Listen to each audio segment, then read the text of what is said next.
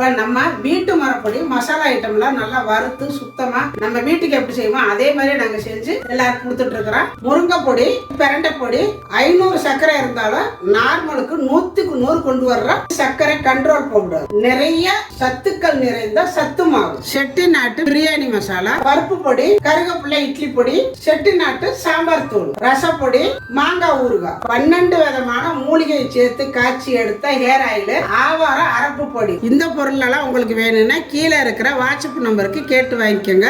Hi அம்மா, இன்னைக்கு ஞாயிற்றுக்கிழமை என்ன ஸ்பெஷல்? சண்டே ஸ்பெஷல் என்ன? அதாவது நிறைய பேர் போன வாரம் ஞாயிற்றுக்கிழமை நம்ம வந்து நான்வெஜ்ல போட்டிருந்தா நிறைய பேர் புரட்டாசி மாசம் எங்களை எல்லாம் பார்க்க வச்சுட்டு நான்வெஜ்ஜா செஞ்சு சாப்பிட்றீங்களா அப்படின்னு கேட்டிருந்தாங்க. அவங்களுக்காக புரட்டாசி மாசம் அதாவது சைவமா சாப்பிட்றவங்களுக்கெல்லாம் இன்னைக்கு வந்து நான்வெஜ் மாதிரியே வெஜிடேரியன்ல செய்ய போறேன். ஓ, வெஜிடேரியன்ல நான்வெஜ் குழம்பா? மீன் குழம்பு மாதிரியே மீன் வறுவல் மாதிரி செஞ்சு வெஜிடேரியன் மீன் குழம்பு செய்ய போறேன். சரி, மீன் குழம்பு செய்ய போறேன். மீனுக்கு அஸ்திவாரம் என்ன இங்க காட்டுறேன். ஓ, இதுதான் இன்னைக்கு வெஜிடேரியன் மீன். பெரிய சோயா வச்சு இன்னைக்கு நம்ம வஞ்சர மீன்ல குழம்பு வச்சா எப்படி இருக்கும் அதே மாதிரி நான் செஞ்சு இருக்கிறதுலயே காஸ்ட்லி மீன் பேரை சொல்றாங்க எங்க அம்மா. நல்லா இருக்கும், குழம்பு நல்லா இருக்கும், பாக்குறதுக்கு அந்த மீன் எல்லாம் சூப்பரா இருக்கும். அதே மாதிரி செய்ய போறேன். அப்படின்னா இன்னைக்கு சண்டே நான்வெஜ் இல்லையா? கண்டிப்பா இது வந்து நான்வெஜ் மாதிரியே இருக்கும். கண்ணை மூடிக்கிட்டு சாப்பிடலாம். நான்வெஜ் அப்படியே இருக்கும். நம்ம அந்த ஸ்மெல்லு, வாடை, டேஸ்ட் எல்லாமே அப்படியே இருக்கும். ஸோ உன்னோட சப்ஸ்கிரைபர்ஸ்க்காக புரட்டாசி மாசம் ஸ்பெஷல் குழம்பா இது? ஆமா. இப்போ இது எப்படி செய்யறது அப்படிங்கிறது பார்க்கலாம். அதுக்கு முன்னாடி நம்ம சேனலை சப்ஸ்கிரைப் பண்ணாம இருந்தால் சப்ஸ்கிரைப் பண்ணி வச்சுக்கோங்க. அந்த பக்கத்தில் இருக்கிற ஆளுங்கிற பெல்லை அமைத்து வைங்க. அப்பதான் நான் போகிற வீடியோ உடனே உங்களுக்கு கிடைக்கும். எங்கள் பேரனுக்கு காது குத்துறதுக்கு நகை எடுக்க போயிருந்தோம். அங்கே பார்த்தீங்கன்னா 2 பேர் நம்ம சப்ஸ்கிரைபர் வந்திருந்தாங்க. அவங்க நகையை எடுத்துக்கிட்டு கீழே போயிட்டாங்க. எங்களை பார்த்ததும் மறுபடியும் மேலே ஏறி வந்து எங்ககிட்ட பேசிகிட்டு இருந்தாங்க. உங்களோட சேனல்லாம் நாங்கள் தொடர்ந்து பார்ப்போம், நல்லா செய்கிறீங்கம்மா, இத்தனை வயசாகி நீங்கள் இவ்வளோ வேலை செய்கிறீங்க, உங்களை பார்க்குறதுக்கு எங்களுக்கு ரொம்ப சந்தோஷமாக இருக்குதுமா அப்படின்னாலாம் சொல்லி ரொம்ப நேரம் பேசிகிட்டு இருந்தாங்க. எனக்கு அவங்கள பார்த்தாலும் ரொம்ப சந்தோஷமாக இருந்துச்சு. நம்ம வந்து இந்த மாதிரி வெளியில் போகும்பொழுது இந்த மாதிரி நம்மளுடைய சப்ஸ்கிரைபர்லாம் நம்மக்கிட்ட வந்து பேசும்பொழுது ரொம்ப சந்தோஷமாக இருக்குது. ஏன்னா நம்மளுக்கு பணம் காசு வந்து முக்கியம் இல்லை. இந்த மாதிரி 4 பேர் பார்த்து நம்மக்கிட்ட பேசி நம்மளை வந்து பாராட்டும் பொழுது நம்மளுக்கு வந்து இன்னும் வந்து உற்சாகமாக இருக்குது. இதுதான் நம்மளுக்கு வந்து ஊக்கம் கொடுக்கறது. இவங்களுக்கு ரொம்ப ரொம்ப ரொம்ப நன்றி. இப்போ அதுக்கு ஃபஸ்ட்டு ரொம்ப ஜில்லுன்னு இல்லாமல் கொஞ்சம் வெது வெதுப்பான தண்ணி, ஒரு 100 கிராமு சோயா எடுத்து வச்சுருக்கிறேன். இப்போ அதை போட்டு ஒரு 5 நிமிஷம் ஊற விட்டுருங்க. இப்போ ஊற வச்சு 10 நிமிஷம் ஆயிடுச்சு. நல்லா அந்த மாதிரி ஊறிடணும் உள்ள அருதி. இப்போ நல்லா புழிஞ்சிருங்க. புழிஞ்சிட்டு ஒரு மிக்சி சாரில் போட்டுக்கோங்க. இப்போ இதை வந்து நல்லா நைஸாக அரைச்சிட்டு வந்தால தண்ணியெல்லாம் ஊற்றக்கூடாது, அப்படியே சும்மா அப்படியே அரைச்சிடணும். இப்போ நம்ம அரைச்சி எடுத்துகிட்டு வந்துட்டோம். இப்போ இதை வந்து ஒரு பாத்திரத்துக்கு மாற்றிக்கலாம். இப்போ இதுக்கு தேவையான அளவு உப்பு போட்டுக்கலாம். ஒரு 3/4 ஸ்பூனு வெறும் மிளகாத்தூள் சேர்த்துக்கிறேன், 3/4 ஸ்பூனு மல்லித்தூள், கொஞ்சம் போல் மஞ்சத்தூள், ஒரு 1/2 ஸ்பூனு கரம் மசாலா, ஒரு 1/2 ஸ்பூனு கடலை மாவு, 1 ஸ்பூனு மைதா. இது எல்லாத்தையும் சேர்த்து நல்லா பிணைஞ்சிக்கலாம். ஃபஸ்ட்டே பிணைஞ்சிடாதீங்க. இந்த மாவு மிளகாத்தூளெல்லாம் ஒரு இடத்துல இருந்துக்கும். அதனால் இந்த மாதிரி பிரட்டுங்க ஃபஸ்ட்டு. அதுக்கப்புறம் இந்த மாதிரி பிணைங்க. நல்லா இந்த மாதிரி பிணைஞ்சிட்டு இதை வந்து 2ஆக பிரிச்சுக்கோங்க. நல்லா பிணைஞ்சிக்கோங்க.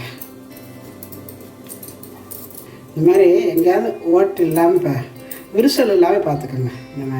இந்த மாதிரி ஒரு பைப்போ குச்சியோ ஏதாவது ஒன்று எடுத்துக்கோங்க. ஆனால் நல்லா வலுவலுன்னு இருக்கணும். இதில் கொஞ்சம் நான் எண்ணெய் தடவி இருக்கிறேன். நீங்கள் எண்ணெய் தடவுனா தடவிக்கலாம், இல்லாட்டி விட்டுறலாம். இப்போ இதை வச்சு நல்லா ஒரு ப்ரெஸ் பண்ணி அமுத்திக்கோங்க. அப்படி நல்லா அப்படி அமுத்தி கொண்டு வந்துடுங்க. கொண்டு வந்துட்டு சைன் பண்ணி விட்டுருங்க. இப்போ என்ன பண்ணுறோம், இதை மெதுவாக இந்த பைப்பை வெளியில் எடுத்துடுறோம். அவ்வளோதான். பாருங்கள், இந்த மாதிரி நம்ம எடுத்துட்டு இங்கே சுடுதண்ணி காஞ்சிட்டு இருக்குது. இப்போ நம்ம வச்சுருக்கிற இந்த உருண்டையை மெதுவாக இந்த தண்ணிக்குள்ளே விட்டுருங்க. நல்லா ஸ்லோவில் மெதுவாக வேகணும். இப்போ வேகட்டும். இது அப்படியே வெந்துருச்சுன்னா லைட்டாக இதை திருப்பி விடணும், உடஞ்சிடாமல் திருப்பி விட்டுக்கலாம். இது 5 நிமிஷம் வெந்தாலே போதும். இப்போ 5 நிமிஷம் ஆயிடுச்சு. இப்போ நம்ம இதை வந்து எடுத்துக்கலாம். ஒரு தட்டில் எடுத்து வச்சுக்கலாம். இது அப்படியே ஒரு 5 நிமிஷம் ஆற விட்டுறலாம், இருக்கட்டும். இது பாருங்கள் கொஞ்சம் ஆறிடுச்சு. கொஞ்சம் ஆற வச்சுட்டு பீஸ் போட்டுக்கோங்க. நல்லா அழகாக சின்ன பீஸாக போட்டுக்கோங்க.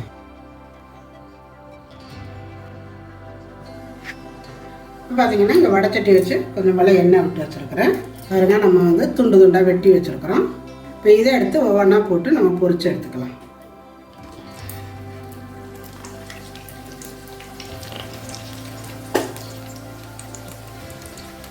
இப்போ இது வந்து ஒரு பக்கம் வெந்ததும் லைட்டாக ஒரு பக்கம் இப்படி திருப்பி விட்டுக்கோங்க.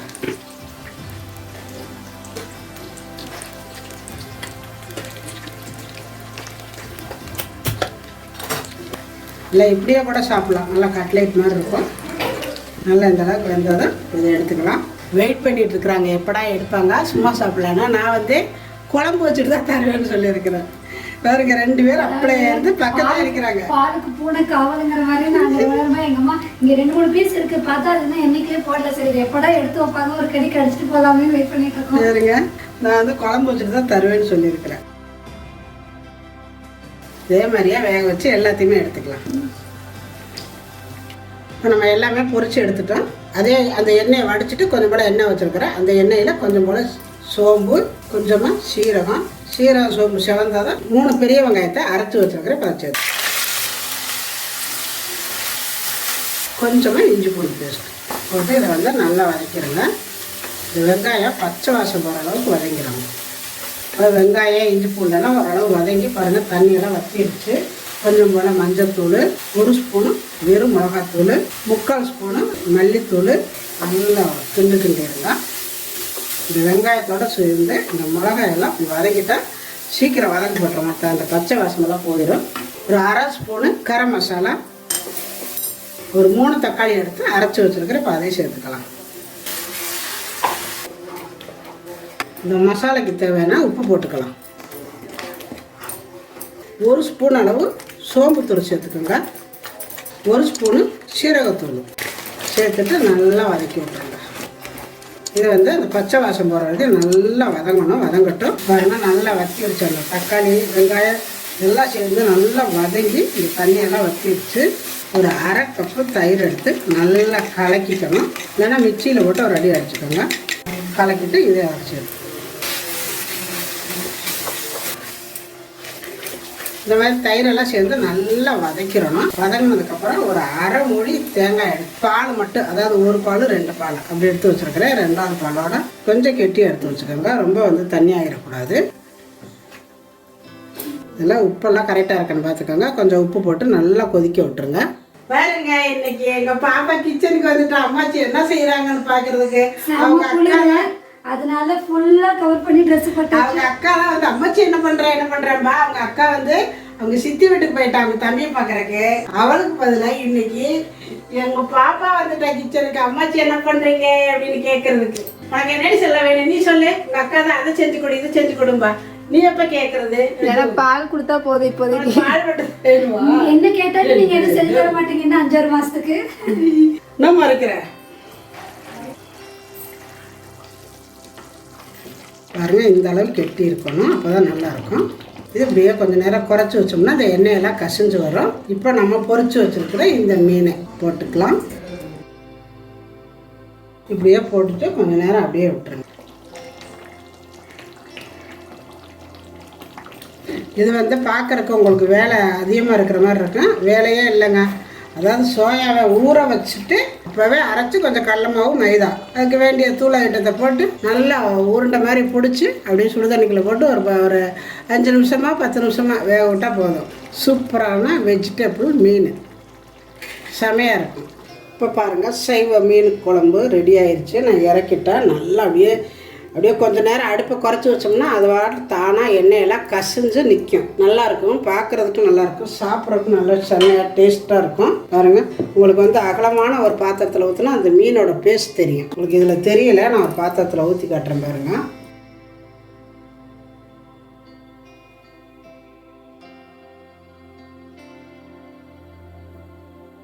இப்போ இதில் கொஞ்சம் போல கொத்தமல்லி தழை அப்படி தூவி விட்டுக்கோங்க. மலைச்சாரல் மாதிரி ரொம்ப நல்லாயிருக்கும். இப்போ பாருங்கள், சைவ மீன் குழம்பு ரெடி ஆயிடுச்சு. இந்த புரட்டாசி மாதத்துக்கு இந்த மாதிரிலாம் நீங்கள் வந்து அதாவது மட்டன் சாப்பிடணும் சிக்கன் சாப்பிடணும்னு ஆசைப்படுறவங்க இந்த மாதிரி செஞ்சு சாப்பிடுங்க. செமையாக இருக்கும். கண்டிப்பாக ஒரு முறை நீங்கள் செஞ்சு பாருங்கள், அப்போ தெரியும் உங்களுக்கு.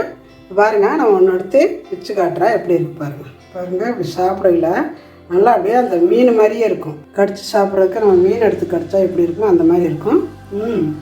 அருமை, சூப்பராக இருக்குங்க. இப்போ கிவேவே டைம். இந்த வீடியோவுக்கான முதல் கேள்வி, எங்க தியாஸ்ரீ வெளியில போயிருக்கிறான்னு சொல்லியிருக்கிறோம். எந்த இடத்துக்கு போயிருக்கிறா? இரண்டாவது கேள்வி, சைவ மீன் மொத்தமா எத்தனை துண்டுகள்? இதுக்கான பதிலை கீழே இருக்க மெயில் ஐடிக்கு அனுப்புங்க. அதில் அனுப்ப தெரியாதவங்க அதுக்கு கீழே வாட்ஸ்அப் நம்பர் கொடுத்துருக்கோம், அதுக்கு உங்களோட பதிலை அனுப்புங்க. இதே மாதிரி நீங்களும் உங்க வீட்டில் இந்த புரட்டாசி மாசத்துல ஒரு நாளைக்கு செஞ்சு கொடுங்க. செஞ்சு கொடுத்துட்டு எப்படி வந்துச்சு அப்படிங்கிறத எனக்கு கமெண்ட்ல சொல்லுங்க. இந்த வீடியோ பிடிச்சிருந்தா லைக் பண்ணுங்க, ஷேர் பண்ணுங்க, செட்நாடு சமையலுக்கு சப்ஸ்கிரைப் பண்ணுங்க. நன்றி. வாழ்க வளமுடன்.